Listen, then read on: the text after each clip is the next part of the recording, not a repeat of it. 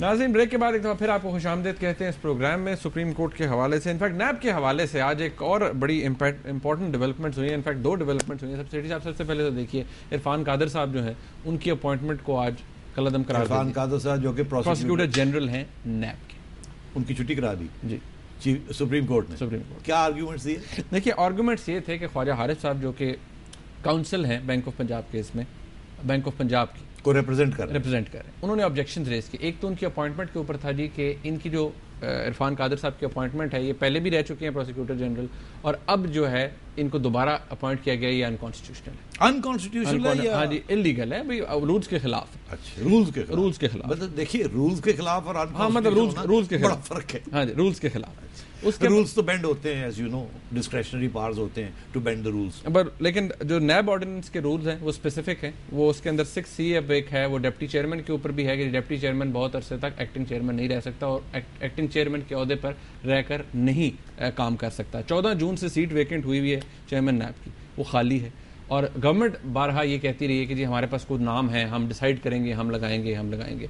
आज फाइनली उन्होंने दोनों को फारिग कर दिया। उन्होंने कहा जी आप एक्टिंग चेयरमैन जो है नहीं रह सकते। देखिए मुनीम, ये बड़ी हैरानगी की बात है कि अब chief of supreme court executive authority भी एक्सरसाइज करने लगा कि फलाना बंदा बन सकता है, फलाना बंदा नहीं बन सकता। ये तो क्लैश की तरफ जाएगा। जैसे आपको याद है कि पहले भी एक दफ़ा इस किस्म की चीज़ हुई थी और FIA को हिदायत कर दी गई थी। नैब को चेयरमैन को ऑर्डर किया, उन्होंने हिदायत कर दी कि फ़लाना बंदा जा सकता है, नहीं जा सकता। अहमद मुख्तार को रोक लिया गया और फिर प्राइम मिनिस्टर ने कहा कि, और रहमान मलिक को रोक लिया गया या कोई बात की तो उन्होंने कहा कि ये रुकने वाले नहीं है, रोकने वालों में से है। तो फिर सुप्रीम कोर्ट को बैक ऑफ करना पड़ा। और लगा देती है। बात ये है कि ये देखिए, ये क्लैश करना एग्जीक्यूटिव के साथ is headed for disaster. Because अब देखिए, हारिस साहब का ये आर्ग्यूमेंट कि फलाना बंदा वकील रहा है फलाने केस में और अब ये नहीं कर सकता, ये तो दिस इज नॉट रेलेवेंट। उसकी वजह ये है, वकील तो क्रिमिनल्स को डिफेंड करते हैं आमतौर पर।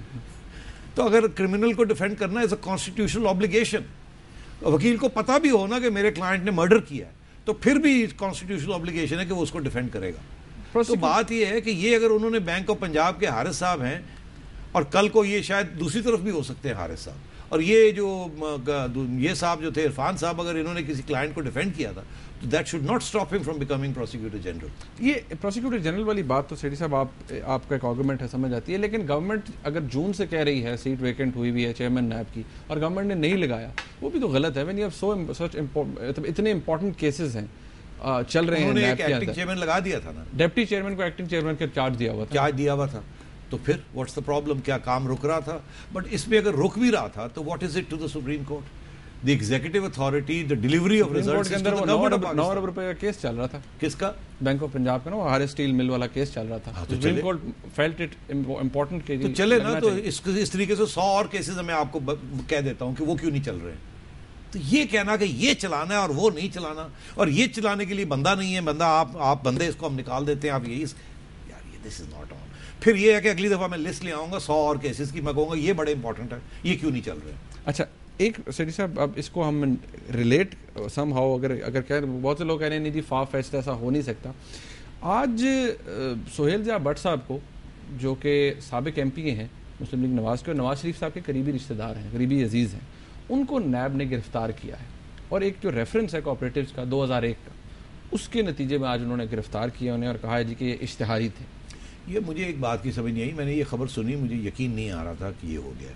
तो फिर मैंने ये खबर सुनी कि प्रोसिक्यूटर जनरल भी और एक्टिंग चेयरमैन की छुट्टी हो गई है। सुबह वो ये, शाम को ये हुआ। ये नी जर्क रिएक्शन तो नहीं है? नहीं, ये नी जर्क रिएक्शन नहीं है। मुझे खदशा है कि ये शायद गवर्नमेंट की तरफ से ऑर्डर नहीं है, ये खुद ही किसी नैब ऑफिशियल ने कहीं से इशारा आया है और उन्होंने जाके इनको पकड़ लिया। और 2001 के एक केस है और 8 साल से वो 9 साल से वो बंद पड़ा है या वो चल नहीं रहा है। वो जलावतन रहे हैं और इन एब्सेंशियल 2.5 साल से वापस आए हुए हैं। 2.5 साल से वो वापस आए हुए हैं।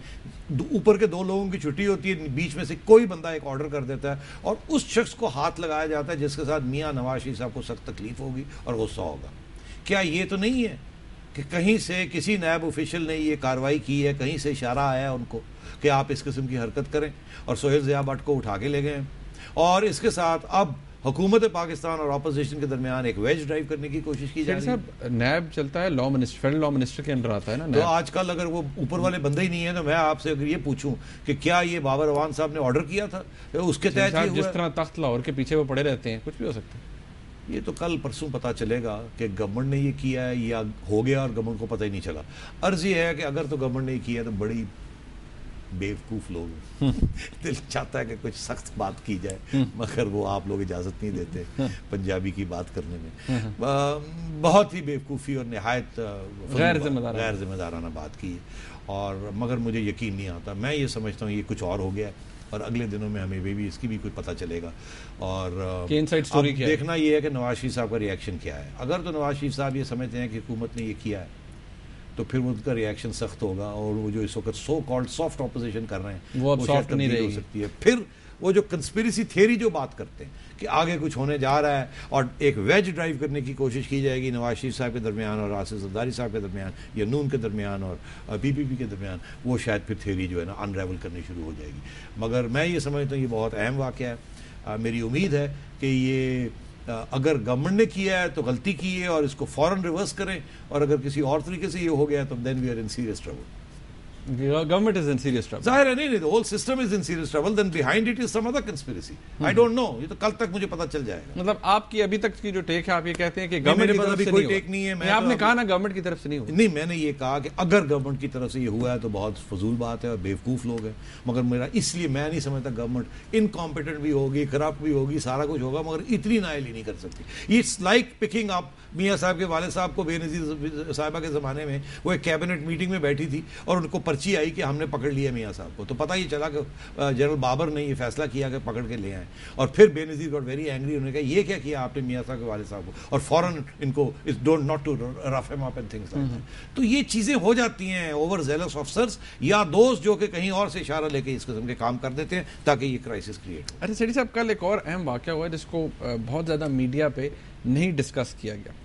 कल सेनेटर हैं जावेद अशरफ काजी साहब, उनकी सरबराही में एक सेनेट की कायमा कमेटी है बराए दिफा, उसका एक इजलास हुआ इस्लामाबाद के अंदर। उस कमेटी को ब्रीफिंग दे रहे थे director military operations and planning major general Tahir Ashraf Khan साहब और वहाँ पर सेनेटर हाजी अदील साहब भी मौजूद थे और इनके दरमियान ANP वाले। अब हाजी अदील साहब के दरमियान और मेजर जनरल साहब के दरमियान तल्ख कलामी हुई। अब वो तल्ख कलामी किस बात पे हुई? वो खैबर पख्तूनख्वा के हवाले से जो रिलीफ ऑपरेशन है उसके ऊपर तल्ख कलामी। अब कुछ स्टेटमेंट्स जो एग्जैक्ट मीडिया में रिपोर्ट हुए वो मैं आपको बता देता हूँ। उसमें हेलीकॉप्टर जो ये हाजी अदील साहब पूछ रहे हैं कि हेलीकॉप्टर्स पख्तूनख्वा पर बर वक्त रिलीफ का सामान लेकर क्यों नहीं पहुंचे। ये जनरल साहब से पूछ रहे हैं। ये जनरल साहब से पूछ रहे हैं और उसके बाद जनरल साहब इसके जो जवाब दे रहे हैं, जो रिपोर्ट हुआ मीडिया में, वो ये कि हम अपनी जानों पर खेल कर जिंदगियाँ बचाते हैं और पार्लियामेंटेरियंस कौमी बहरान के मौका पर सिर्फ एक इलाके की बात करते हैं। हम रिलीफ ऑपरेशन अपने खुद ही करते हैं, किसी के कहने पे शुरू नहीं करते। वाह। और दूसरा ये कि फिर हाजी अदील साहब को उन्होंने मजीद एक स्टेटमेंट दी मेजर जनरल साहब ने। उन्होंने कहा ये पब्लिक अकाउंट्स कमेटी का इजलास नहीं कि आप हमारा पोस्टमार्टम कर रहे हैं। और फिर हाजी अदील साहब ने आगे से रिस्पॉन्ड किया, उन्होंने कहा कि मुल्क में अभी मार्शल लॉ नहीं लगा जो आप मुझसे इस लहजे में बात कर रहे हैं। बड़े अफसोस की बात है कि ये इस किस्म की सिर्फ अफसोस तलखी और इस किस्म की बातें हुई। अब आप जब बात कर रहे थे तो मैं मेंटल नोट बना रहा था कि हाजी साहब ने अगर ये कहा कि टाइम पे क्यों नहीं मुहैया किया गया, फेयर क्वेश्चन, सिंपल सा जवाब था इसका, ये वजह थी, ये वजह थी, ये वजह थी। सिर्फ 6 हेलीकॉप्टर्स दिए गए रिलीज, तो उसका एक सिंपल सा एडमिनिस्ट्रेटिव जवाब भी आ सकता था। अगर जवाब ये आया कि हमने अपनी जानें लगाई हुई हैं और हम ये कर रहे हैं और वो कर रहे हैं और आप हमें ये पूछ रहे हैं जैसे कि ये पब्लिक अकाउंट्स कमेटी है, तो बड़े अफसोस की बात है। और ये भी जवाब ये आया कि हम किसी के कहने पे नहीं करते।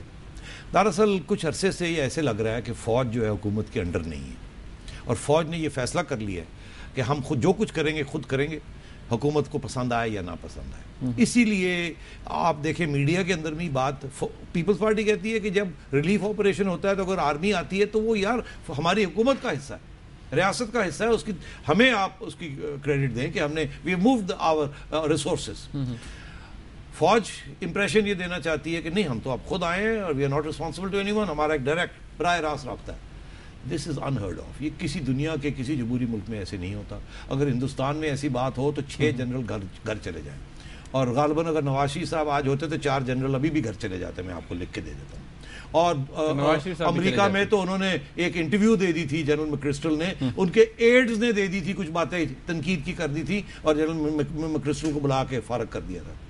तो मैं ये समझता हूँ जनरल साहब ने बड़ी गलत बात की है, इस किस्म की बातें नहीं करनी चाहिए। इससे वही चीज़ प्रूव होती है जो बाकी दुनिया कह रही है कि हमारी फौज अनअकाउंटेबल है, ये हुकूमत का हिस्सा नहीं है, ये खुद ही एक इंडिपेंडेंट फोर्स बन चुकी है। ब्रेक आ रही है, ब्रेक लेते हैं। और फाइनल बात ये कि ये कहना कि हम अपनी जानें लगा देते हैं, तो अरे भाई फौज जान लगाने के लिए होती है ना, और किसके लिए होती है? अच्छा, अभी आपने कहा ब्रेक पे जाना है, आपने कहा कि नवाज शरीफ साहब होते तो 4 जनरल घर चले जाते, वो जहांगीर करामत साहब जैसे होंगे जो घर चले जाते होंगे, नहीं तो नवाज शरीफ साहब को ही जाना पड़ जाता है मोस्ट ऑफ द टाइम। तो नाज़रीन यहाँ पर एक ब्रेक लेते हैं, ब्रेक के बाद आपकी कॉल्स रहेंगे, हमारे साथ रहिएगा।